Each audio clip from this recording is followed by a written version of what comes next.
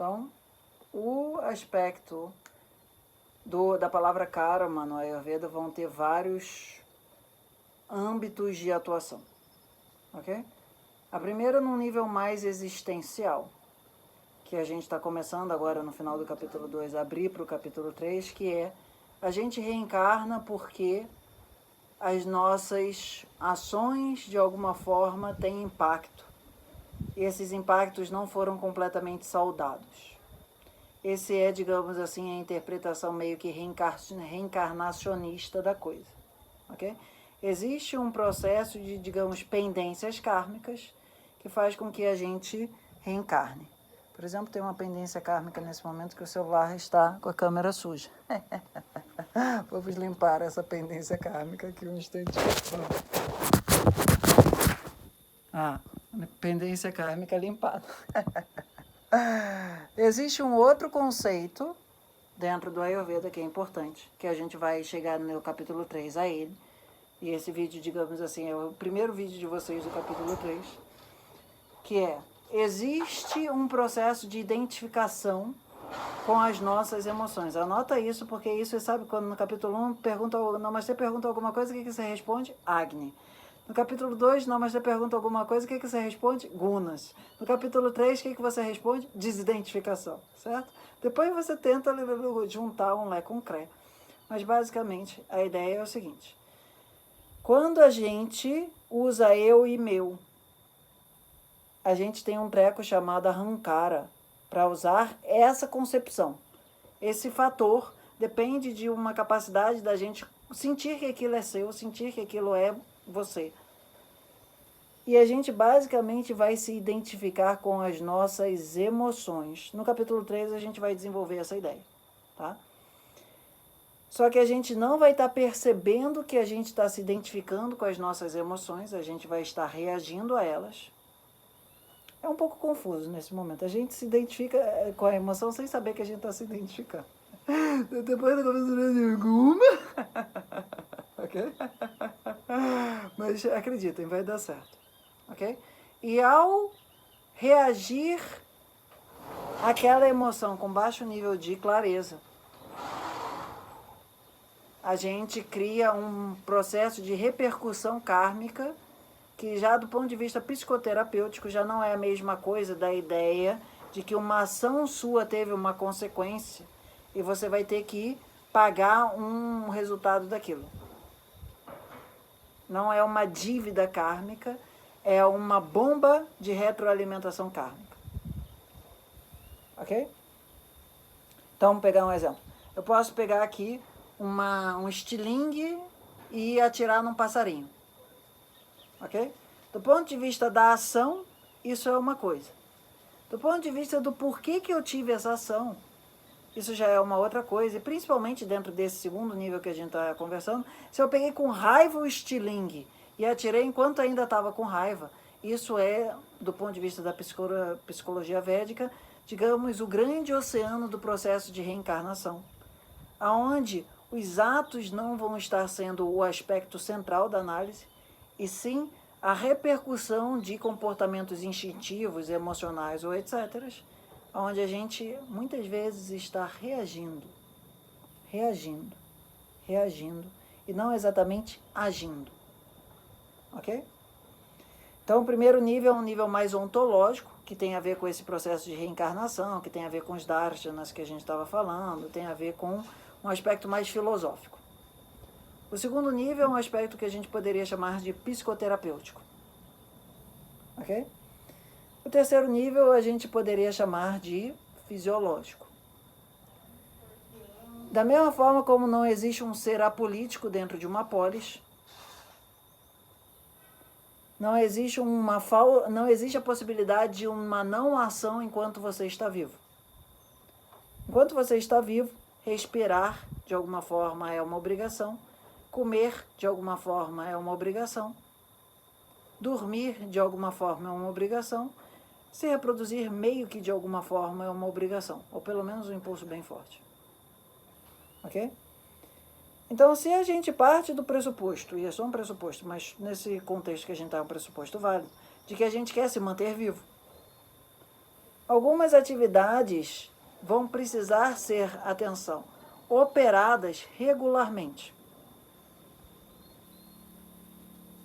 Então, seja a tua digestão, seja o teu sono, etc. e tal, isso vão ser ações que vão estar sendo, digamos que nem o moço agora da detetização está vindo aqui fazer a detetização.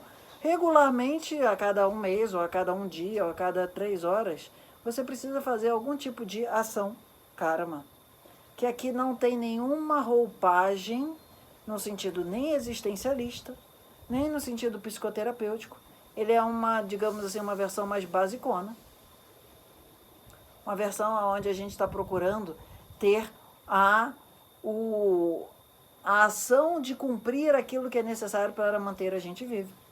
E dentro do Ayurvedês, uma palavra forte para isso vai ser Dinacharya e Ritucharya. Dinacharya normalmente é traduzido como rotinas diárias. Tem toda uma playlist lá do Dinacharya como rotinas habituais, tem toda uma questão do que é isso. E Ritucharya, que é as ações feitas de acordo com as temporadas metabólicas. No capítulo 1, a gente estuda mais o conceito de Dinacharya, qual é a minha, digamos assim, rotina de um evento chamado dia. E no capítulo 2, a gente abre espaço para um outro estudo que é a mesma rotina saudável de você em janeiro não vai dar o mesmo efeito saudável em março. A mesma ação num contexto de verão metabólico do Rio de Janeiro não vai dar o mesmo contexto de, vamos chamar assim, monções metabólicas em março no Rio de Janeiro e assim vai. Ok? Isso a gente nem está falando da diferença entre você estar morando no Rio de Janeiro, em Ubatuba ou Tibau do Sul. Tá? É um outro aspecto. Mas a gente pode colocar a terceira dimensão da palavra karma no Ayurveda como um aspecto terapêutico, como um aspecto de cuidados básicos. Até mais tarde. A rotina de saúde, ok? Que aqui ainda não envolve a noção de remoção de doença, envolve a noção de promoção de saúde. Basicamente, é o que a gente chama meio que de terapia Ayurveda, e meio que a gente vai chamar de medicina Ayurveda, no sentido, digamos assim, mais pancha, kármico da coisa, vai ser de remoção de doenças.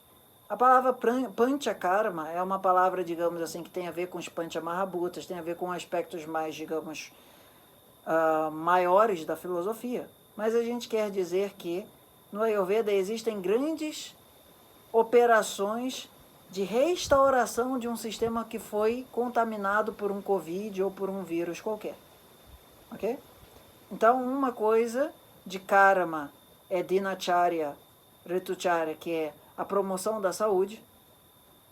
Independente se você está doente, você deve seguir aqueles, digamos assim, aquelas sabedorias, aqueles esclarecimentos, em português, uma palavra próxima de videia seria, que nem quando a gente fala assim, eu vou ler o Montesquieu para me tornar uma pessoa esclarecida, é mais ou menos essa ideia, assim, a gente vai lidar com pessoas que pesquisaram durante muito tempo como ser esclarecido em relação à própria saúde. Eu vou chegar a esse aspecto do Druda, a Druda e etc. A doença como caminho estaria aí? Não, a doença como caminho está no 4, que é o que a gente está chegando agora, que é o do Panchakarma, não sei qual aí você perguntou, mas é esse lugar onde a gente restaura, dá boot no sistema, ok? E é onde a palavra karma vai ser mais citada do ponto de vista de referência, de ocorrência no Ayurveda, que é a palavra Panchakarma, ok? Que não são exatamente 5, mas a gente poderia dizer que é o processo de regeneração da saúde metabólica, enquanto que os outros é da manutenção da saúde metabólica. Ok? Então, a gente ainda não vai, digamos assim, discutir muito o aspecto do Panchakarma aqui, até porque a gente já viu isso na forma de Siddhanta, para a galera que está vendo a gente no YouTube. Isso daqui é um vídeo fora da caixinha, literalmente, do Ashwini capítulo 2. A gente já está se encaminhando para o embasamento filosófico do que a gente vai enfrentar no capítulo 3 com aqueles thumbnails meio laranjas. Eita, menina, laranja de novo, namastê, socorro. Eu preferia mais quando eles eram azulzinhos, davam para entender. Agora que eles passaram para o verde, viraram laranja, cada vez a coisa está ficando mais complexa. Então vamos ao tema do Druda, Adruda e Druda Adruda Karma. Do ponto de vista, digamos assim, da doutrina do livre-arbítrio, e a gente poderia chamar aqui de um aspecto mais filosófico. A implicação desse contexto no Ayurveda vai ser: vão ter doenças que você nasceu nessa vida para morrer delas. E às vezes você pode chegar no Papa do Ayurveda que seja, que ele vai falar: olha, a não ser que Vishnu queira fazer algum milagre aqui ou qualquer coisa que seja.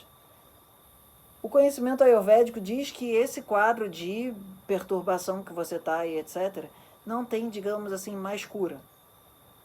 No caso, por exemplo, da minha mão esquerda, quando eu fui fazer o Panchakarma lá, ele perguntou para mim: você estava esperando sair daqui com a tua mão esquerda renovada, etc. e tal? Como eu tive um atropelamento e um desenvolvimento e etc. e tal, ele falou: olha, o grau que você está aqui, essa é uma condição druda, ela é uma condição, não foi essa palavra que ele usou, mas no contexto que a gente está falando, ela é uma coisa que, entre aspas, não tem cura. E a gente não está, digamos, esperando curar ela com o conhecimento ayurvédico que a gente tem aqui. Se você for lá no Tamil Nadu e fazer os negócios de Varma e etc. e tal, e eles te curarem, não estamos dizendo que a cura não é possível de forma alguma. Estamos dizendo que dentro do nosso escopo tem gente que vai falar assim: ah, câncer não é esse tipo de câncer, sei lá, uma leucemia ou qualquer coisa que seja, não é curável pela medicina ocidental no contexto atual de conhecimento. Ok? Então, do ponto de vista prático, a gente tem que saber o seguinte: tem coisas no Ayurveda que a gente vai considerar como eventos de natureza, a gente chamaria de genética, mas eventos de uma natureza maior, onde há, digamos assim, um nível normal de Ayurveda ou qualquer coisa que seja, não vai conseguir, entre aspas, te salvar. E você vai ter que aprender a se salvar, digamos assim, da sua morte, no sentido de não estar sofrendo com ela. E isso faz parte do Ayurveda. Ok? O Ayurveda ele não é uma ideia de que tudo que nasceu aí você tem que curar e etc., ou que você mesmo pode curar. São doenças anupakrama, não são tratáveis. E mesmo que você se esforce, você meio que vai morrer daquilo. E às vezes o esforço que você deveria fazer era mais rezar ou qualquer coisa no sentido meditar, de você ter mais paz diante daquela morte. Porque ela vai ser inevitável. Do ponto de vista fisiológico, a chance daquilo acontecer é quase que 100% seguro. Então, vamos aprender a morrer direito. Ok? Vai ter as coisas fáceis, que é o adruda, que é, você, digamos, sei lá, pegou um resfriado, você tomou um chá com, como é que é o nome daquilo? Limão e gengibre ou qualquer coisa que seja, e a sua gripe passou. Ok? E vai ter todo o inferno do contínuo, do cinza, entre uma coisa e outra. Onde às vezes você não sabe exatamente, seja de um, digamos assim, um câncer tendo metástase, seja de algumas coisas que na nossa ciência e medicina, seja ocidental, seja ayurvédica, não tem muita clareza se você vai conseguir ser tratado, que vão ser situações onde às vezes a gente vai precisar trabalhar a perna do esforço e outras vezes a gente vai precisar trabalhar a perna da... A palavra aceitação em português é uma palavra meio problemática para isso. Resignação também não é uma palavra muito perfeita para isso. Contemplação também às vezes passa um pouco pela beirada demais do conceito. É a ideia de que a gente vai ter mais propósito naquela doença. No sentido de crescer espiritualmente por aquela dor estar ali. E mesmo assim, entre aspas, morrer no corpo físico, sem que aquela morte fosse tão doída e tão dolorida quanto poderia ser. Ok?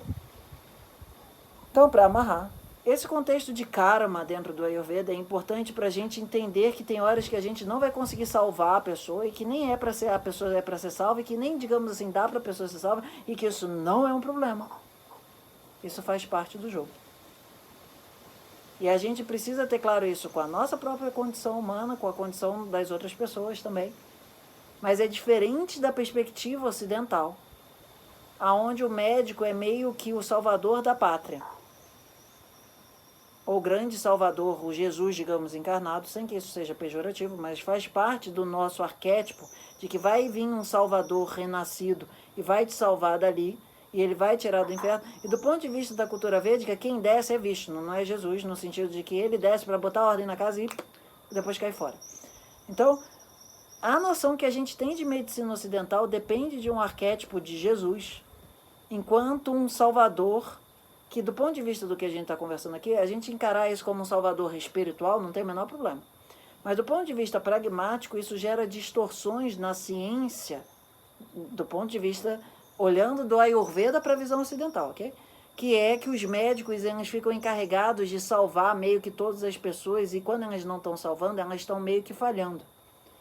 E dentro do campo, digamos assim, vibracional do Ayurveda, muitas vezes o que a gente precisa é ajudar a pessoa a ter mais clareza do propósito da dor dali, para que aquilo dali não seja um sofrimento existencial, para que ser uma dor mais corporal, material. Isso tem muitas situações práticas, gente, que é importante, seja lá da pessoa que nasceu com microencefalia por conta do Zika, seja pelo que seja. A gente aprender a aceitar a morte com dignidade e com magnanimidade, se é que essa palavra existe, é um aspecto importante da cultura onde o Ayurveda está inserido. E não essa noção que a gente tem ocidental, de tipo, quando você morreu, você vai acabar, e quando você acabar, você já era, está no inferno, paraíso, purgatório, etc. Tudo que a gente está vivenciando aqui, em um certo grau, é pelo nosso karma. Isso tem um propósito de um crescimento espiritual. Passadão do karma, ufa. Vamos ver quantas cabeças ainda tem em cima de pescoços. Para o pessoal que está no YouTube, isso daqui é um oferecimento da capítulo 2, turma 5. Aguardamos vocês na próxima turma de Ashwini, capítulo 1. Vamos às dúvidas.